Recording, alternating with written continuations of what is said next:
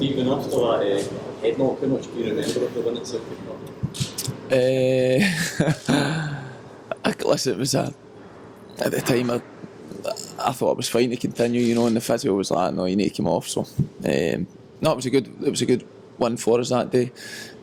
I felt we deserved it, and it's a big game for us on Saturday. You know, with the results the other night, it could have went for us and we would have been guaranteed top six. But there's a lot to play for, I think, in all the games this year and this week. So we're looking forward to it. Is that the case now? It's very much just in your own hands. If you take care of business yourself, you don't need to worry about what's happening. Yeah, listen, we know it's going to be a tough game. You know, Celtic have been in that situation where you're fighting for a title and you need to win every single game that you're playing in. So Celtic will be looking to come to our place to get maximum points.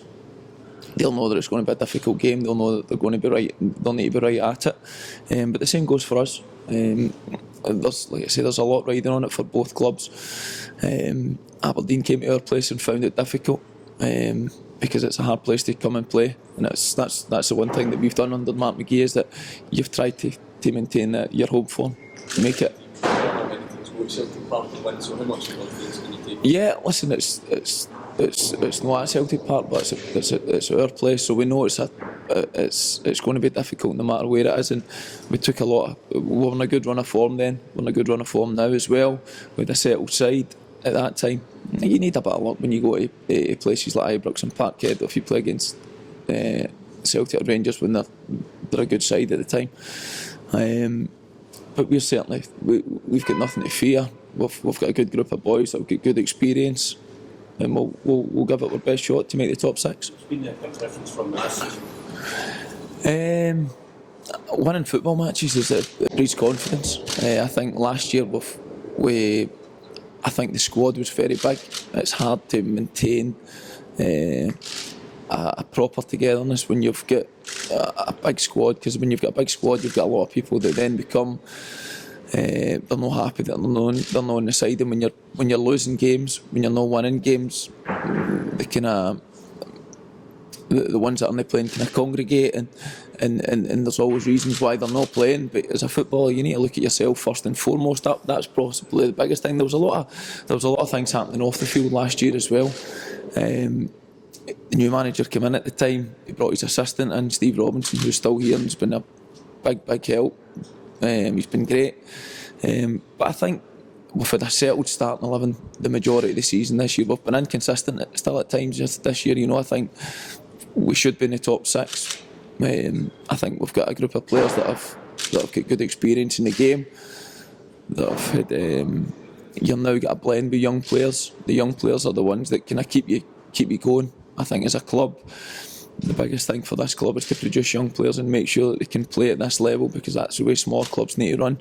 And now you're seeing the benefits of the hard work that people are doing behind the scenes at the club. Certain team is now involved this year. You've seen the Leicester City, the same rump of players. Yeah. Is that really important for that team? I think you need to get the balance right. You need to get the balance right. I touched on it earlier there, but the difference is if you've got a big squad, having a big squad's great if you've got everybody that wants to be there, and you've got everybody that you're playing a lot of football matches, whether it's Saturday, Tuesday, Saturday, Wednesday, whatever it may be, whether it's in the Championship in England, there's a lot of games, or you're playing European football. I think possibly when you look at Leicester, they've not got the distractions of European football. Certainly with us, we've not went on a cup run this year.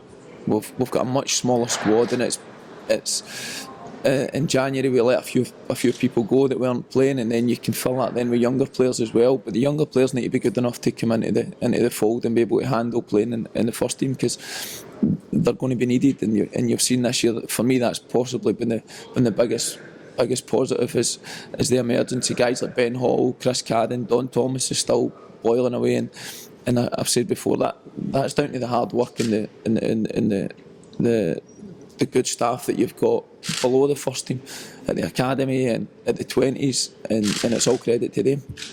We're back to this weekend, sorry. Yes. Is there still the same fear factor facing Celtic? I think you're probably better asking somebody who's not played there.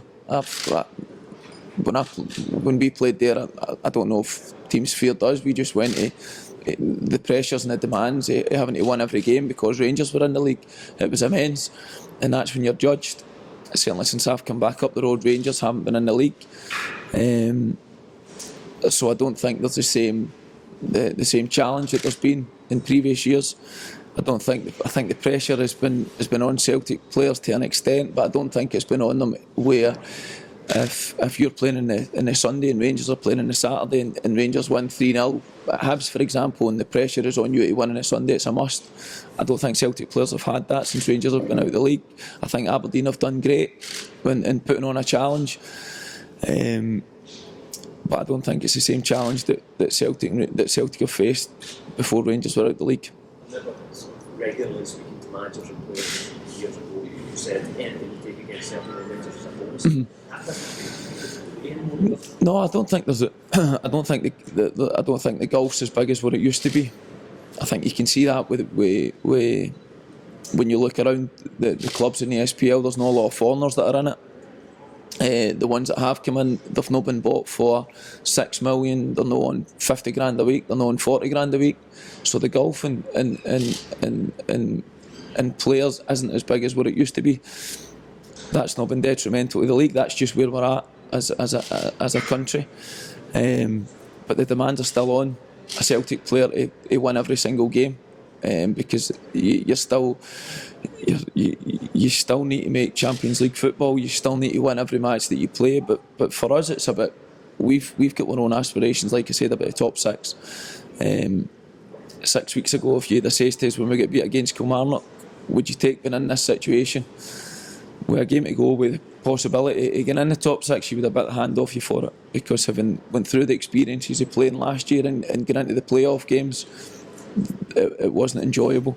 I've seen this morning John Rankin was talking about the effects that it has if Dundee United get relegated, and that's always in the back of your mind, because it's other people that work so hard at the club that are in danger and they can't really do anything about it. It's the players, so I can totally sympathise with things like that. So it's but for us, we don't fear anybody just now. We're playing with full of confidence. We know it's going to be difficult, but we're looking forward to the weekend.